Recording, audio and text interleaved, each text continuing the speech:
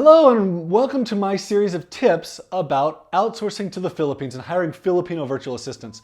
My name is Jonas, and in this series, I hope to share with you a whole bunch of tips that will help you become better at hiring virtual workers.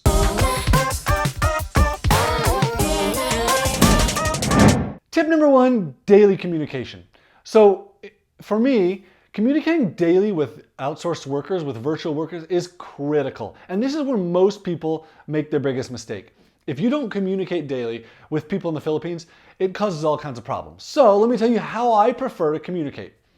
For me, I prefer to communicate, number one, through a project management system, which we use Basecamp. Number two, through email. And then through instant messenger, which my team has chosen to use Slack. You could use Skype or Google Chat or there's tons of these, and in the Philippines, they don't really care what you're using. Or there's a couple other options that I don't really use, but other people use, which is a phone call or a webinar. So I don't do those because, number one, Filipinos are scared about it. They don't typically want to get on a phone call or a webinar.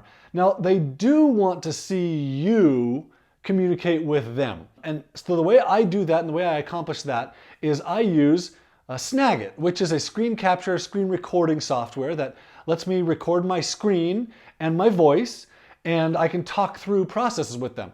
And with this, I can easily send them communication every day of me talking through things that they're working on, and then they're getting to hear my voice and getting to trust me and they know that I care about them. So lack of communication is probably what creates the biggest problem in outsourcing. Without communication, you as the employer will probably assume everything is okay when it's not. Sometimes it is, but sometimes it's not. And if you're not communicating, you don't know how to find that out. Workers, especially in the Philippines, they don't know what to do because if they don't get feedback or instructions from you. When someone in the Philippines doesn't understand something or doesn't know something, then they don't communicate with you. And if you don't have a habit of communicating every day with them, then you don't know if they're not communicating because they're not working or if they're not communicating because they have a problem.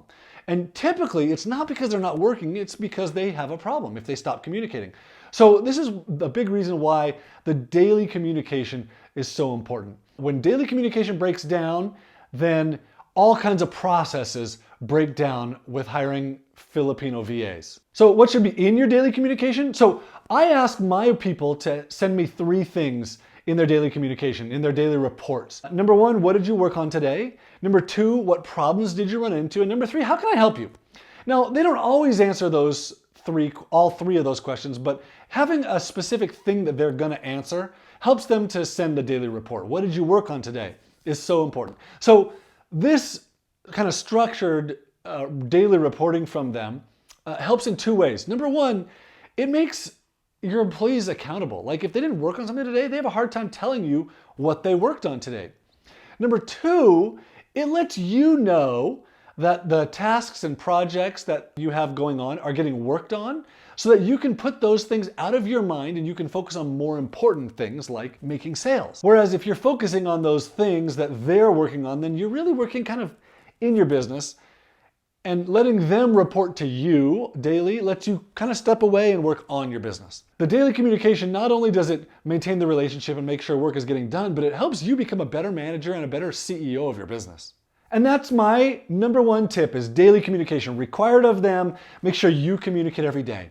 If you want more, I have a book out called The Outsourcing Lever. It's outsourcinglever.com, where I will teach you the whole process of how and why to hire Filipino VAs, what things they can do for you, and how to manage the process so that you're getting really, really good work done at a really affordable rate.